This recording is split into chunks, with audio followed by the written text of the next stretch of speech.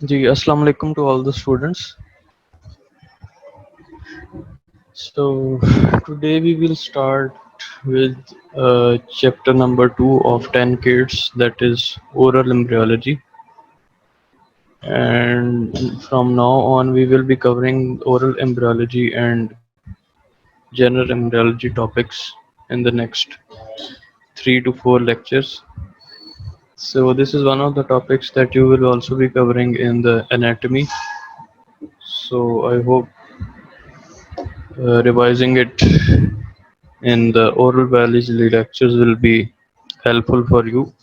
So before I start up with this general embryology, कोई दो तीन क्वेश्चंस हैं जो मैं आपको बताना चाहता हूँ रिगार्डिंग योर प्रीवियस टेस्ट. ठीक है, उसमें एक तो ये था कि जो सीमेंटम की डेफिनेशन है वो किसी ने भी प्रॉपर नहीं लिखी हुई थी except for I think 1 or 2 students. ठीक है, अब्दुल्ला था एक, उसने ही वाज द क्लोजेस्ट.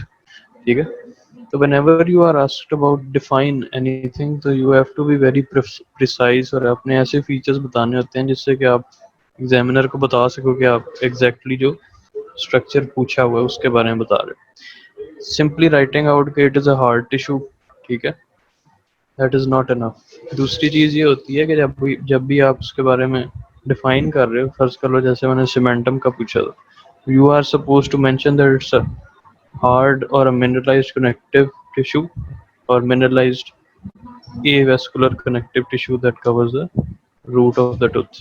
ठीक है, अगर आपको क्वेश्चन आता है ना व्हाट इज सीमेंटम, फिर उसकी डेफिनेशन के साथ आप उसके जनरल फीचर्स भी लिख सकते हो कि it develops from cementoblast and all that stuff.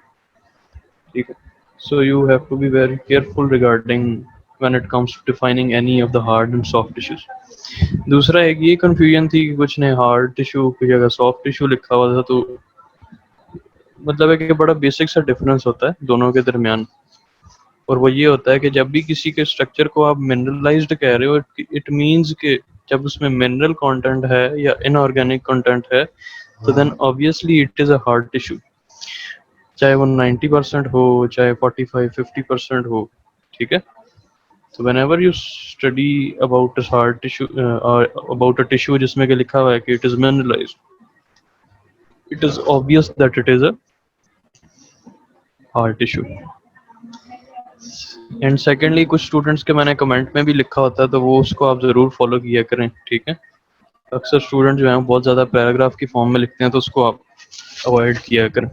So these are some of the very basic stuff I wanted to discuss regarding the previous test. Now coming to the today's topic, that is regarding general embryology. So how you can define this term, that it is a process by which a single cell gives rise to a highly developed multicellular human being. ठीक है, और यही जो एक definition आपको बताई हुई है इसी को हमने अब आगे जो है वो डिटेल में पढ़ना है. ठीक है, कि किस तरह से जो आपके जर्म सेल्स होते हैं या सेक्स सेल्स होते हैं उनकी फ्यूजन से पहले एक सिंगल सेल बनता है, और सिंगल सेल जो है आफ्टर मल्टीपल प्रोलिफरेशन और सेल डिवीजन जो है वो एक इंडिविजुअल में मल्टी सेलुलर इंडिविजुअल में डेवलप हो जाता है. ठीक है, so this is the definition of general embryology. And then coming to the topics which we will try to cover in today's lecture, these are that is the general germ cell formation and how the fertilization is going to occur, and what is prenatal development. ठीक है, 3 basic categories में divide किया जाता है जो आपकी prenatal development होती है. ठीक है, उसके दौरान मल्टीपल प्रोसीजर्स होते हैं. ठीक है, कि पहले बायोलैमिनर जर्म डिस्क बनती है, फिर बायोलैमिनर से ट्राइलैमिनर, फिर उसके फर्दर जो है वो डिफरेंट स्ट्रक्चर डेवलप होते हैं जैसे कि प्रिमिटिव स्ट्रीक, प्रिमिटिव नोड है, न्यूरल ट्यूब है. ठीक है, so these are some of the terms that we will be covering in our today's lecture. ठीक है, तो रिगार्डिंग जर्म सेल्स, ठीक है, सबसे ज़्यादा फोकस हमारा इनके ऊपर रहेगा. First of all we will go through the definition of these germ cells. What are germ cells? It is basically a cell that contains half number of chromosome of somatic cell that can join with one from the opposite cell to form a new individual.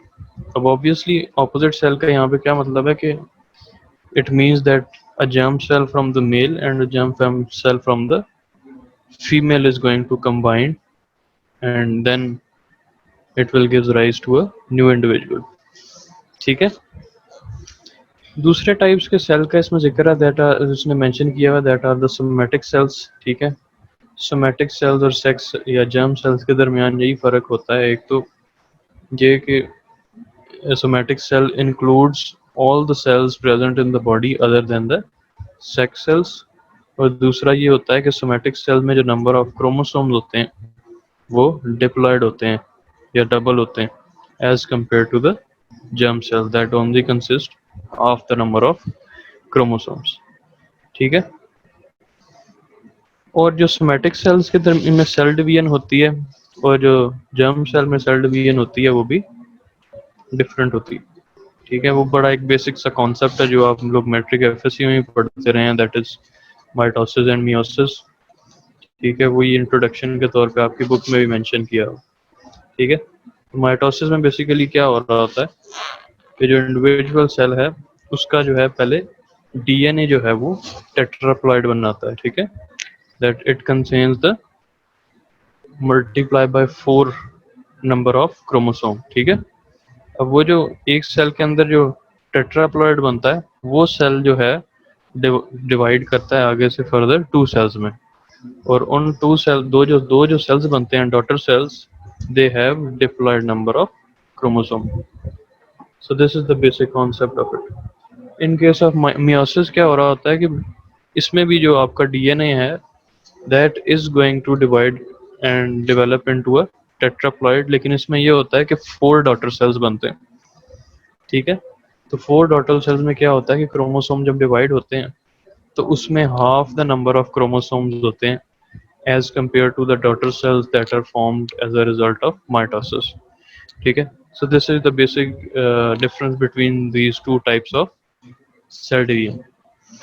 So the cell division that forms the haploid number, that is meiosis, and that will be occurring in case of the germ cells।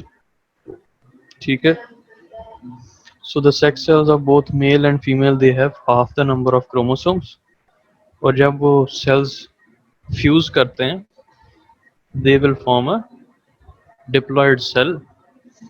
ठीक है, that is a new individual।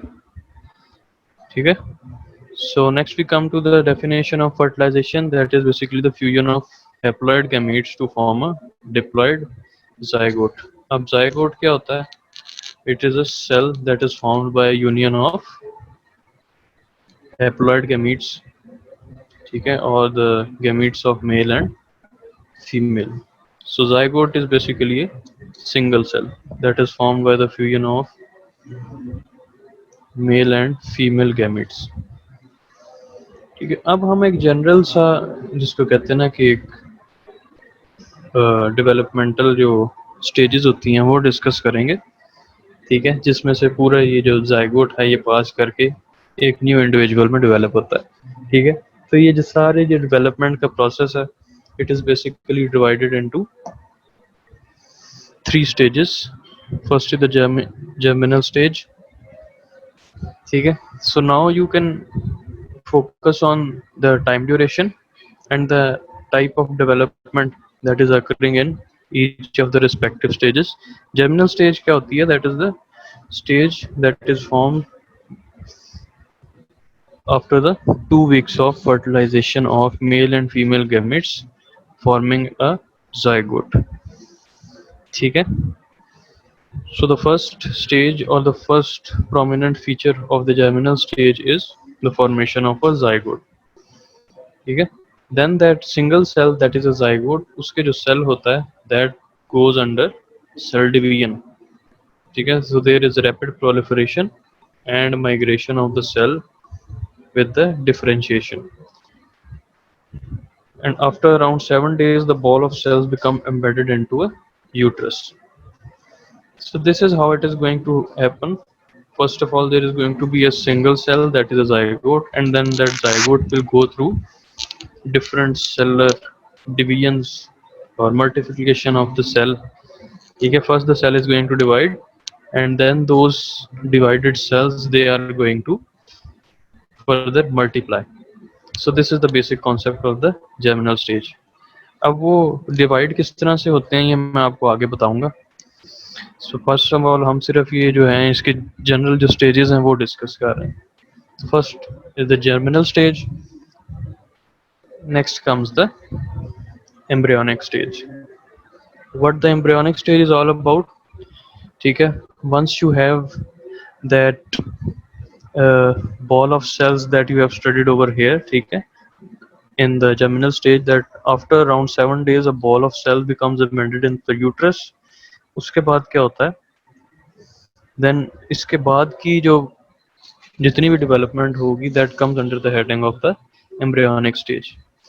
अब इस stage में क्या होता है, at which the morphogenesis occurs and all the major organs are formed. ठीक है, अब आप जितनी भी इवन जो फेशियल स्ट्रक्चर्स की डेवलपमेंट है या बाकी भी जो बॉडी ऑर्गन्स की अगर आपने डेवलपमेंट पढ़ी होगी एनाटॉमी में, तो वो आप देखोगे कि ज़्यादातर it is occurring between the 3rd and the 8th week of development.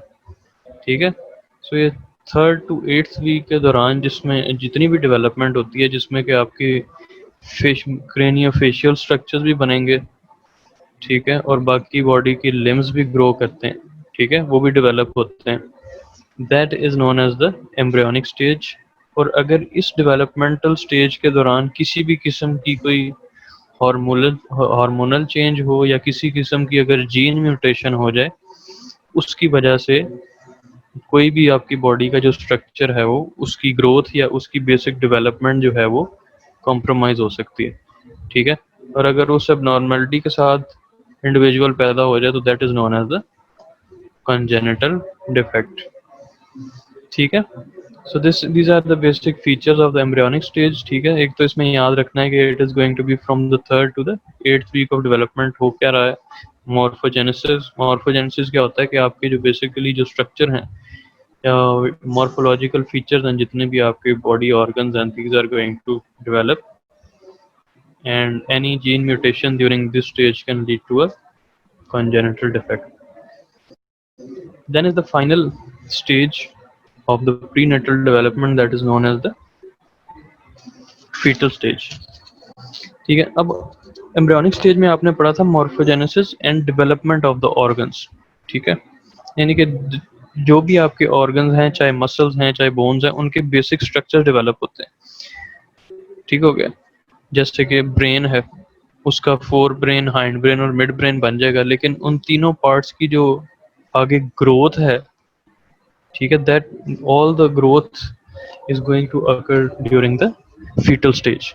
So this is the stage that starts after the 8th week of development and it involves a quick growth of your bones, muscles, sex organs. ठीक है, तो embryonic stage जो है that was more of regarding the development and fetal stage is more of about development or the growth of those developed structures so that they can function properly after the birth.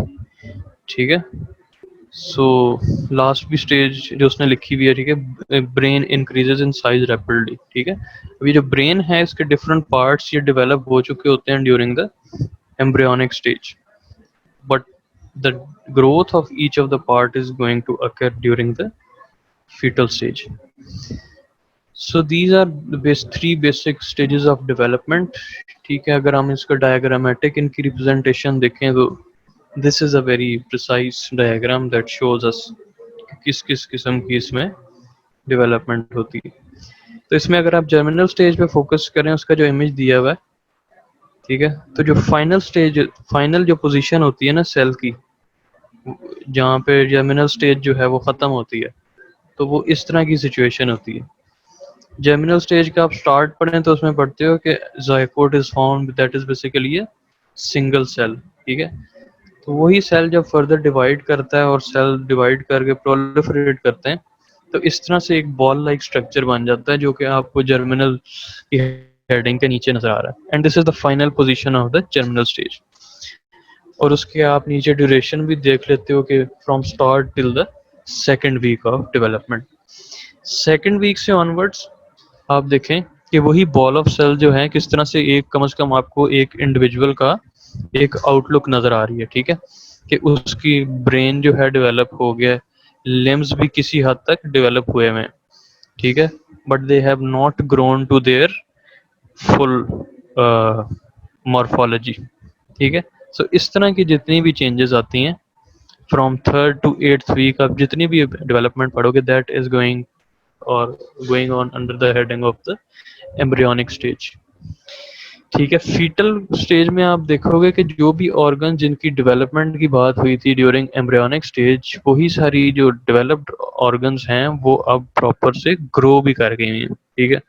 तो fetal के under जो heading जो image बना हुआ है उसमें आप देखोगे ब्रेन भी डेवलप हो गया, लिम्स भी जो है वो आपको नजर आ रहे हैं। इसी तरह से इसके जो फेशियल फीचर्स भी होते हैं, ठीक है, आईज, नोज, ईयर्स, ठीक है, लिप्स, चिन, ये भी जो है वो एक हद तक ग्रो कर चुके होते हैं, ठीक है। इसके फीचर्स आपको प्रोमिनेंट नजर आते हैं and that is from after 9th week till the birth, before birth.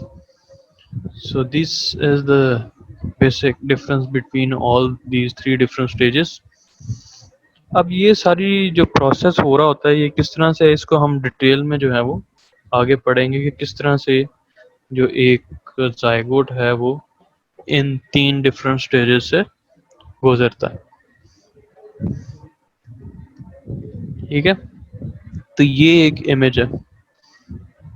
अब अगर आप जर्मिनल स्टेज को ज़हन में रखें तो जर्मिनल स्टेज में आपने क्या पढ़ा था कि there is formation of a zygote that is basically a single cell. Single cell जो है वो आपको जायगोट के अंदर जो येलो से कलर की एक आउटलाइन है that is basically a cell, ठीक है। तो अब ये जायगोट से लेके आप देख रहे हो कि एक स्टेज जहाँ पे मोरुला लिखा हुआ है, ठीक है। तो जर्मिनल स्टेज की एंड पे आपने आखिरी एक पॉइंट पढ़ा था, it is a ball of cells, ठीक है। तो ये जो बॉल ऑफ सेल्स है यहाँ तक जो डेवलपमेंट होती है that is going on under the stage of germinal stage, ठीक है। तो जायगोट से लेके 2 cell stage, 4 cell stage and morula, this is the type of development. इसमें देखें कि सेल एक डिवाइड भी हो रहे हैं और डिवाइड होने के बाद मोरुला में देखें मल्टीपल सेल्स बने हुए हैं, यानी कि सेल्स जो हैं वो मल्टीप्लाई भी कर गए। So this is the type of development that is occurring under the germinal stage. Morula से आगे जो है ब्लास्टोसिस्ट, और फिर ब्लास्टोसिस्ट में जो सेल्स बनते हैं उनकी फर्दर डिवीजन और उसकी फर्दर अरेंजमेंट जो है वो आपकी आ जाती है under the heading of embryonic stage, ठीक है। अब मोरुला से आगे इम्पोर्टेंट है ब्लास्टोसिस्ट। सो हम ब्लास्टोसिस्ट का एक इमेज देख लेते हैं ताकि हमें पता चल जाए कि इसमें कौन कौन से इसके प्रोमिनेंट फीचर्स होते हैं, ठीक है। क्योंकि यही जो सेल्स होते हैं इन्होंने ही आगे डेवलप करना होता है इनटू अ कंप्लीट इंडिविजुअल, ठीक है। अब आप पहले मोरुला की देखो, ठीक है। मोरुला में क्या था कि बॉल लाइक सेल्स इकट्ठे एक जगह पड़े हुए हैं। ब्लास्टोसिस्ट क्या होती है कि यही जो सेल्स होते हैं मोरुला के वो उनकी पोजीशन चेंज हो जाती है, ठीक है। पोजीशन किस तरह से चेंज होती है कि उसमें आपको 2 ग्रुप्स ऑफ सेल नजर आएंगे। एक ग्रुप जो है that is arranged on the border of this cell, ठीक है। उन सेल्स को आप कहते हो ट्रोफोब्लास्ट, ठीक है। And then you can see an a very small area जहाँ पे देर जो है सेल जो है वो एग्रीगेट हुए हुए हैं ब्लू कलर के, ठीक है। So this area of cell is known as the embryoblast, ठीक है। And there is a vacant cavity that is covering the most part of the blastocyst that is known as the blastocyst cavity, ठीक है। तो ये cell की जो arrangement है इसलिए इम्पोर्टेंट है कि इसमें से जो एम्ब्रियोब्लास्ट सेल्स होते हैं ये सेल्स बेसिकली डेवलप करते हैं इनटू अ न्यू इंडिविजुअल, और जो आपके ट्रोफोब्लास्ट सेल्स होते हैं these are the cells that develop into the placenta. आपकी बुक में एक उसने टर्म यूज की होगी embryo proper. Embryo proper basically इन एम्ब्रियोब्लास्ट सेल्स को कह रहा होता है।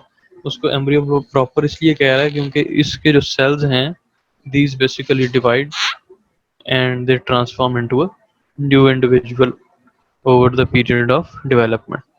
So this is the very important initial stage of development that is the blastocyst. इसमें सेल्स की अरेंजमेंट और उनका फेट, उनका सिग्निफिकेंस आपको पता होना चाहिए. So now all the further type of changes that are going to occur for to transform into a new individual, वो सारी जो changes हैं these are going to occur in the region of the embryoblast cells. ठीक है, तो वो किस तरह से होती है we will discuss it further on. ठीक है. So now what is going to happen कि जो embryoblast आपने पढ़ा था वही जो cells होते हैं they will transform into a two cell layer और they will form a two layer germ disk जिसको आप बायोलैमिनर germ disk भी कहते हैं. ठीक है. So now what is going to happen, the cells of the embryoblast they will differentiate into two cell layer known as the बायोलैमिनर germ disk. अब वो दो सेल्स की डिवीजन इस तरह से होती है कि दो ग्रुप ऑफ सेल्स में डिवाइड हो जाते हैं embryoblast cells. One of those group of cells that is those cells are columnar in shape and they are lining the amniotic cavity and these are situated on the dorsal aspect. Dorsal aspect आप कह सकते हो कि जो आपकी जो back वाला portion होता है ना that is the dorsal aspect. ठीक है. So uh, embryoblast is basically going to divide into two varieties of cells. One of them is going to be columnar in shape and that will be lining the amniotic cavity. Now there is another group of cells that is present on the opposite side, that is the ventral aspect, and these cells are cuboidal in shape and they will form the secondary, they will be lining the secondary yolk sac. ठीक है. Now once these two cell layers are formed from the embryoblast, these two cell layers they will then transform into a trilaminar germ disk. ठीक है. So the transformation of two-layer germ disk or bilaminar germ disk to a trilaminar germ disk is known as gastrulation. So before going into the detail of gastrulation, I will show you an image to understand how two-layered germ disk or the bilaminar germ disk is formed. So this is one of the image you can see, that is figure A. उसमें आप देखो जिस तरह से मैंने आपको बताया था कि जो एक कैविटी होती है after morula stage that is known as the blastocyst. इसमें आपको बताया था कि there is a group of cells located on one side that is known as the embryoblast. ठीक है. बी वाला इमेज आप देखेंगे वही जो एम्ब्रियोब्लास्ट के सेल्स हैं they are basically going to divide into two sections. ठीक है. अब आप देखो कि किस तरह से ये लोग डिवाइड हो रहे हैं इनटू टू ग्रुप्स. नीचे वाला जहाँ पे ये एरो हेड पॉइंट आउट कर रहा है these are basically the cuboidal cells. इन सेल्स की आप शेप देखें. ठीक है. विद रफली क्यूब शेप. और जिस कैविटी को ये लाइन कर रहे हैं थ्रू आउट, जिसको यहाँ पे योक सैक लेबल किया हुआ है that is the what you call the secondary yolk sac. ठीक है. इन केस ऑफ ब्लास्टोसिस्ट ये जो ओपन स्पेस आपको नजर आ रही होती है जिसको आप ब्लास्टोसिस्ट कैविटी कहते हो, इसको आप प्राइमरी योक सैक भी कहते हैं. ठीक है. So when this cavity is lined by cuboidal cells, this is known as the secondary yolk sac. उसके ऊपर आप देखो that is the dorsal aspect. ठीक है. डॉर्सल एस्पेक्ट के ऊपर क्या आपको सेल्स की जो अरेंजमेंट नजर आ रही है वो आपको थोड़े से इलोंगेटेड नजर आएंगे. So these are the cells that are known as the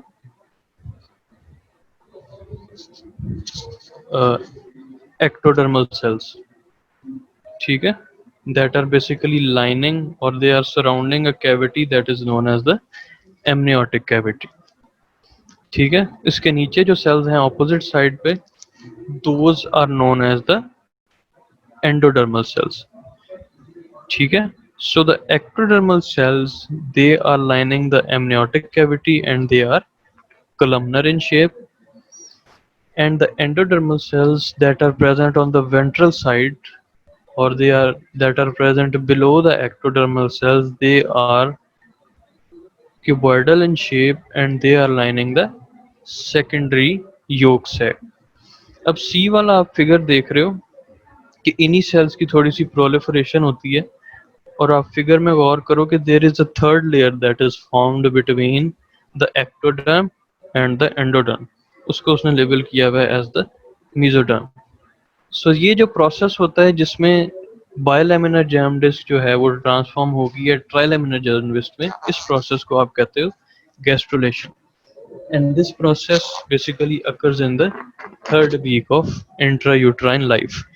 अब हम डिटेल में जाएंगे कि किस तरह से ये जो बायोलैमिनर जर्म डिस्क है ये ट्राइलैमिनर जर्म डिस्क में किस तरह से ट्रांसफॉर्म हुई। ठीक है, So, ये आप स्ट्रक्चर देखें। ठीक है, एक ये रफ सा इमेज है, इसमें जो सबसे प्रोमिनेंट चीज आपकी देखने वाली है वो ये है कि किस तरह से आप देख रहे हो कि जो ऊपर कॉलम शेप्ड सेल्स हैं, ठीक है, दैट आर द एक्टोडर्म, और उसके नीचे जो क्यूबॉइडल शेप है दे आर द एंडोडर्म। अब यहाँ पे गैस्ट्रुलेशन किस तरह से होती है कि the ectodermal cells they converge in the mid line. ठीक है, कन्वर्ज करेंगे मिड लाइन से, तो जब मिड लाइन से कन्वर्ज करते हैं तो दे form a very narrow groove in the centre. ठीक है, so once the ectodermal cells they are going to converge at their midline and they are going to move or proliferate inwards, they will form a groove like structure। ठीक है, ये बड़ी एक important उसने line लिखी हुई है। ठीक है, और ग्रूव लाइक स्ट्रक्चर में और इम्पॉर्टेंट चीज होती है कि जब ये सेल्स कन्वर्ज करके अंदर को मूव कर जाते हैं तो इसके जो बॉर्डर्स होते हैं दे आर स्लाइटली रेज्ड।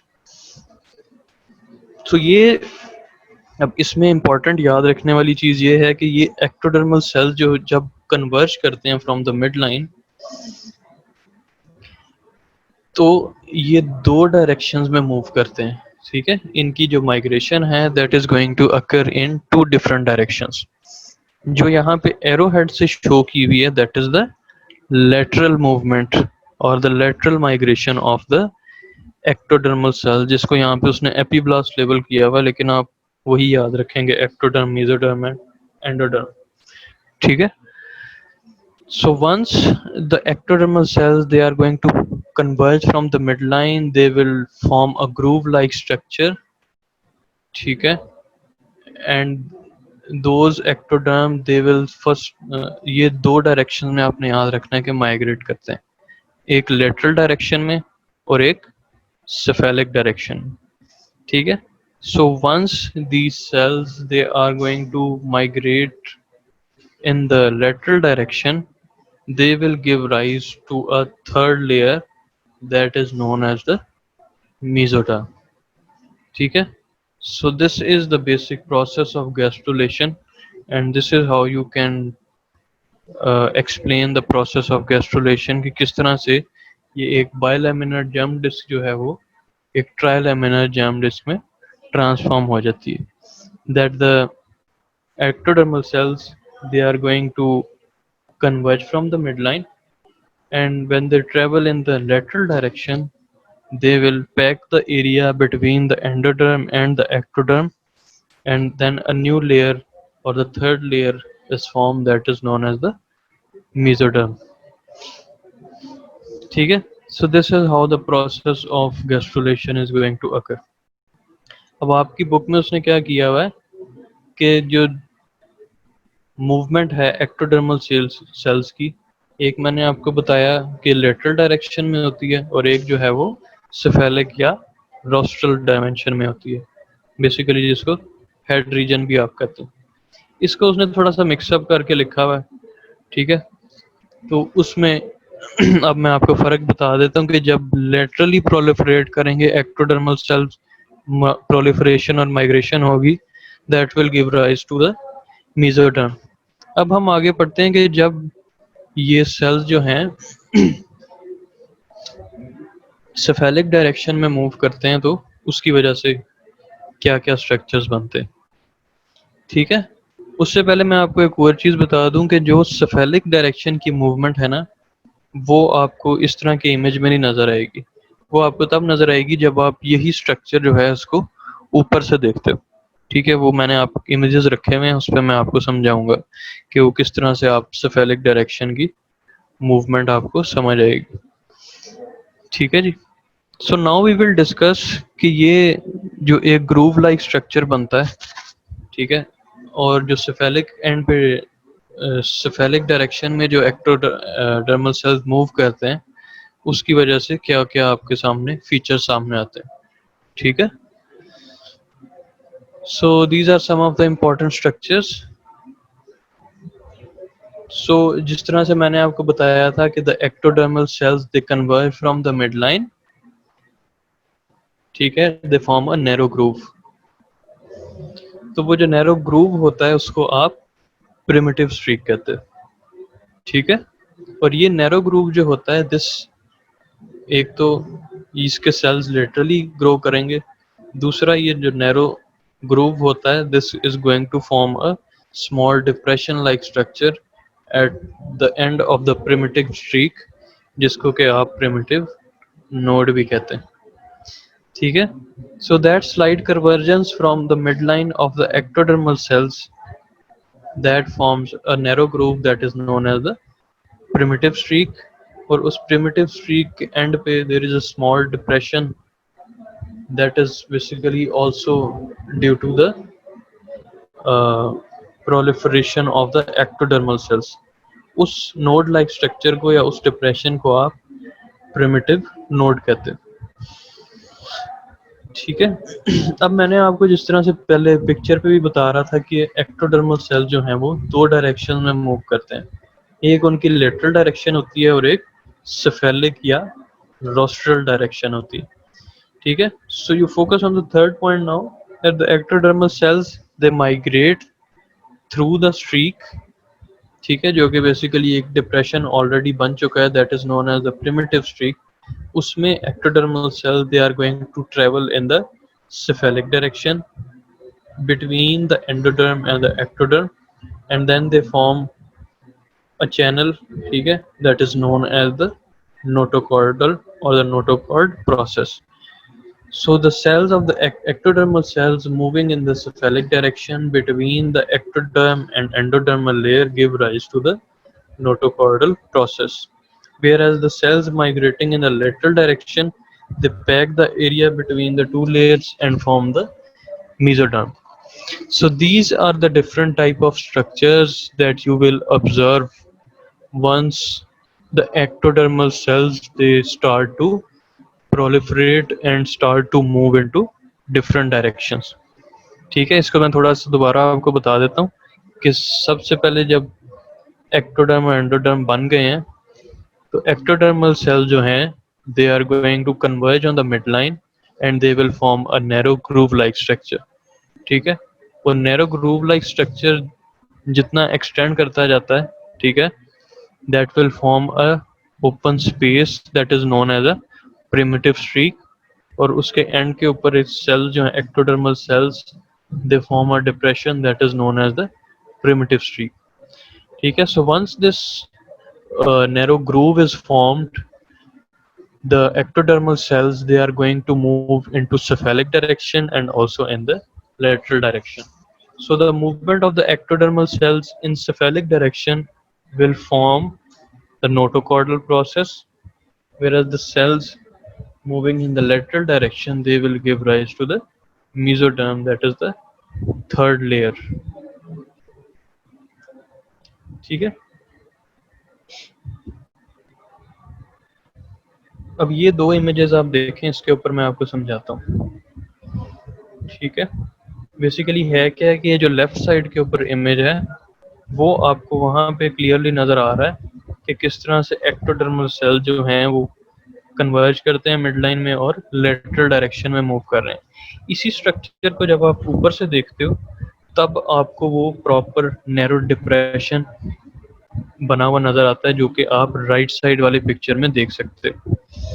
ठीक है, सो इस तरह से ये एक मूवमेंट होती है। जो प्रिमिटिव स्ट्रीक और हैंसन्स नोड या प्रिमिटिव नोड बन रहे हैं ना, ये बेसिकली एक्टोडर्मल सेल जो हैं माइग्रेट कर रहे हैं इन द सेफेलिक और द रोस्ट्रल डायरेक्शन, ठीक है। और दूसरा जो आप देख सकते हो इस ये बेसिकली एक 3D इमेज है जिसमें जो लेटरल डायरेक्शन जो एरोस की है वो आपको दिखा रही है the formation of the mesoderm. So this is how you can see the primitive streak,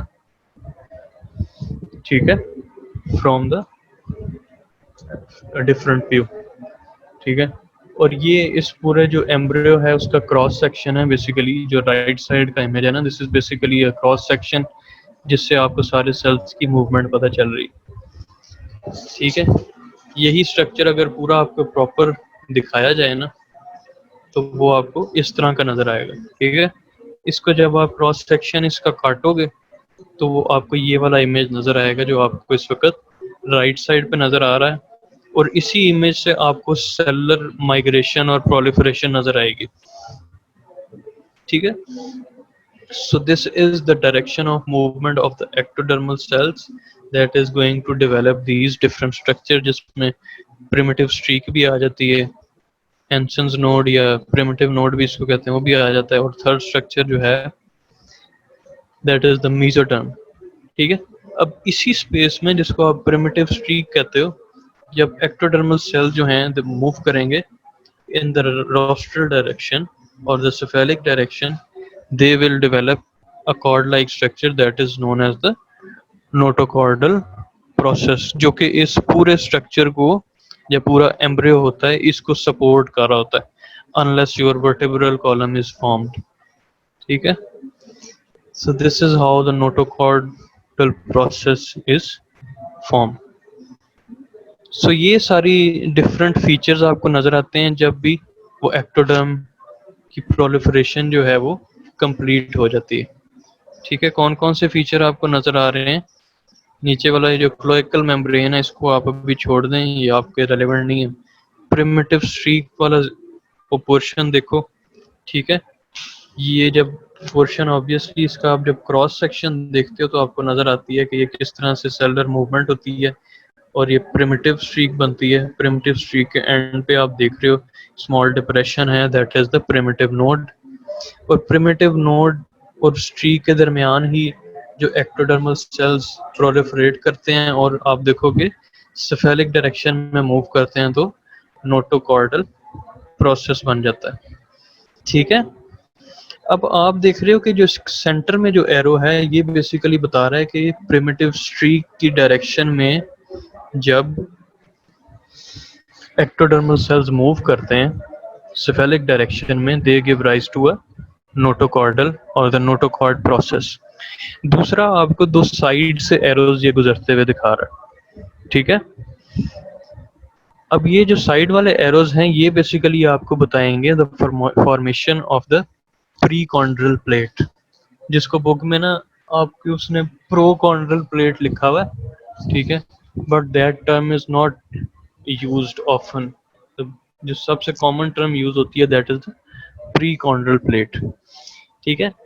तो जब ectodermal sales through the primitive streak move करते हैं and they also move in the surrounding direction of the notochordal process, ठीक है, and also the prechondral plate, ठीक है। तो ये जो साइडवेज जो आपको डायरेक्शन दिखा रहे हैं ये बेसिकली दिखा रहे हैं कि once all the structures have developed, notochordal process भी बन गया, तो उसके बाद the ectodermal cells they surround the notochord and also pass through the precondylar plate, and then they give rise to a structure that is known as the cardiac plate, ठीक है। जो कि बकोफेरेंजियल मेम्ब्रेन जहाँ यहाँ पे इसने label किया ना, इसके बिल्कुल थोड़ा सा नीचे करके एक डिप्रेशन बनता है by the migration of the ectodermal cells around the notochordal process and the precondylar plate, that is known as the cardiac plate, जहाँ पे आपका फ्यूचर में हार्ट डेवलप करता है, ठीक है। सो अब एक स्ट्रक्चर हमारा रह गया that is the prechordal plate. वो क्या होता है, ठीक है, वो मैं आपको इधर बता देता हूँ, बुक में उसने इतना क्लियरली नहीं इसको बताया हुआ। ठीक है। So this is how you can define a precondylar plate. ठीक है, ये होता क्या है basically, this is a structure that is going to develop from the movement of both mesodermal and the endodermal plate from the primitive node, and it is going to migrate rostrally along the midline between the ectoderm and the endodermal layer. So this is basically a thickening of the endodermal cells, ठीक है, that you can see in the rostral end, ठीक है। Basically ये structure होता है that is going to develop into the future oral cavity, ठीक है। इसलिए या ओरोफेरेंजियल जो पाथवे होता है ना आपका, उसमें ये स्ट्रक्चर डेवलप कर जाता है, ठीक है। जैसे आप खाना खाते हैं ना ओरल कैविटी से, तो वो ओरल कैविटी से स्टमक में किस तरह से जा रहा होता है, थ्रू दैट ओरोफेरेंजियल ट्रैक, ठीक है। सो वो जो ओरोफेरेंजियल ट्रैक का जो सबसे पहला जो उसकी एक स्ट्रक्चर बनता है ना, that is the future oropharyngeal tract, that is basically known as the precondylar plate। और वो बनती किस तरह से है, by the migration and proliferation of the endodermal cells। So this is a very basic concept that you can remember regarding the precondylar plate, that it is a localized thickening of the endodermal cells, that is the area of future oropharyngeal pathway, ठीक है। So this is इसकी surrounding में और नोटोकॉर्डल्स की surrounding में जब ectodermal sales move करते हैं in the cephalic direction, they give rise to the cardiac plate, जिसमें कि आपका हार्ट डेवलप करता है। So these are some of the basic features regarding the development that is going to occur during the embryonic stage, ठीक है। उसके बाद आ जाते हैं आपके neural tube and the somatic cells, ठीक है। ये मैं आपको नेक्स्ट लेक्चर में पढ़ाऊंगा। So any questions you have regarding whatever we have studied till now, you can ask, ठीक है। So this is a very basic chapter, और इसी की सीक्वेंस में ही आपने सारा आगे पढ़ना है। तो जितना आपको ये याद रहेगा उतनी ही आपको सारी जो डेवलपमेंट है वो समझ आती रहेगी।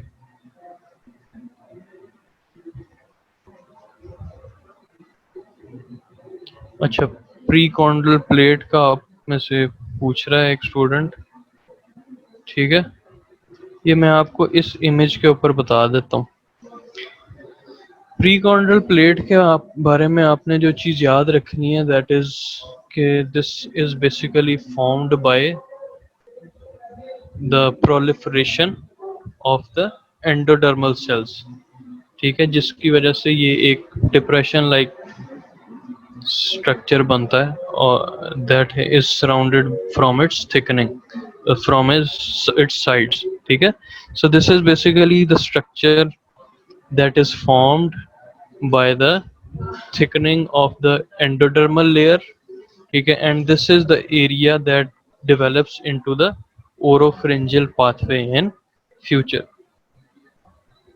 ठीक है। और इसके सराउंडिंग में उसने बताया होगा किस तरह से एक्टोडर्मल सेल जो हैं वो साइड से डेवलप करते हैं alongside the notochordal process and prechordal process, they move in the cephalic direction, and there is a structure known as the cardiac plate, जो कि कहाँ पे बनेगा मैं आपको बता देता हूँ।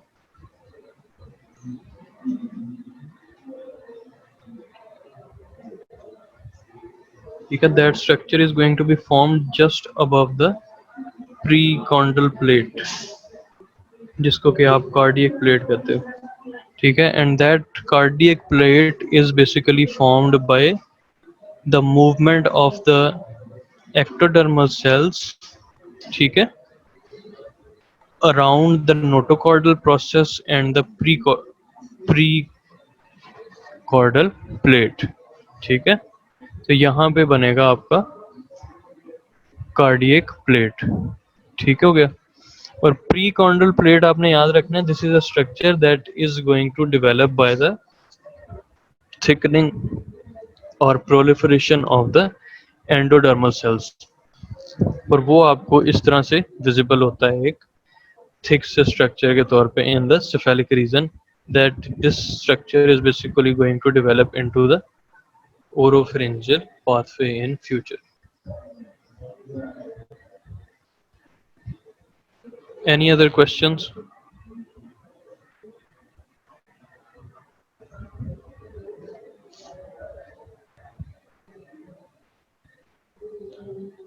ये हार्मोनल रेगुलेशन नहीं इस वक्त करनी, ये मुझे कौन से टॉपिक में आप पढ़ रहे हो, ये पैराक्राइन एंड ऑटोक्राइन रेगुलेशन, इस टॉपिक को नहीं आपने पढ़ना, ठीक है।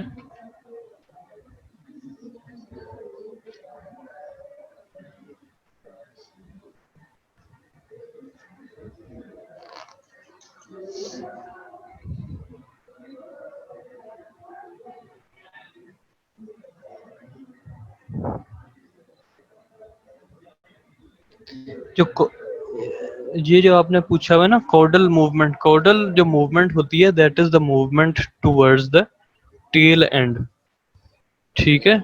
मीजोटर्म जो बन रही है वो दूसरे एक्सिस में होती है।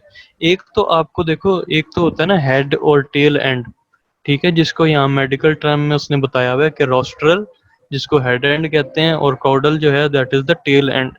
लेटरल जो एस्पेक्ट है ना, जिसमें जो बनता है after the proliferation of ectodermal cells in lateral direction, वो आपकी साइड्स वाली पोजीशन होती है, ठीक है।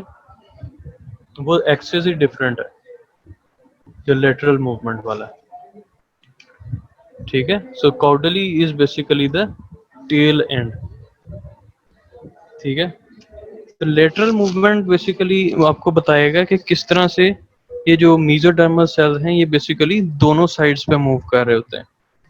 ये मैं आपको इस इमेज में बताता हूँ कि लेट इसका, अब से ये वाला इमेज है ना,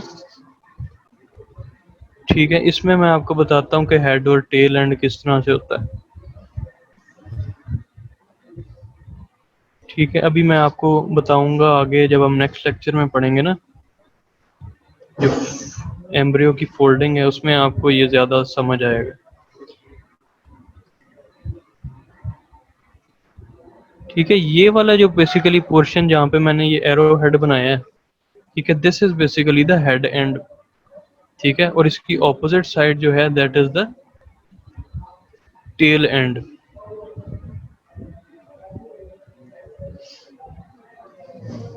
ठीक है।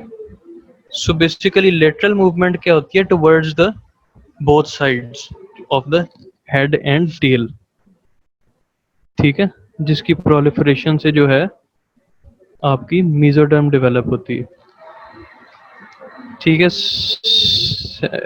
और ये जब मैं आपको बताऊंगा ना कि एम्ब्रियो फोल्ड किस तरह से पता होता है, तो फिर आपको समझ आएगी कि ये जो है किस तरह से हेड रीजन कौन सा है और इसके लेटरल एस्पेक्ट कौन से।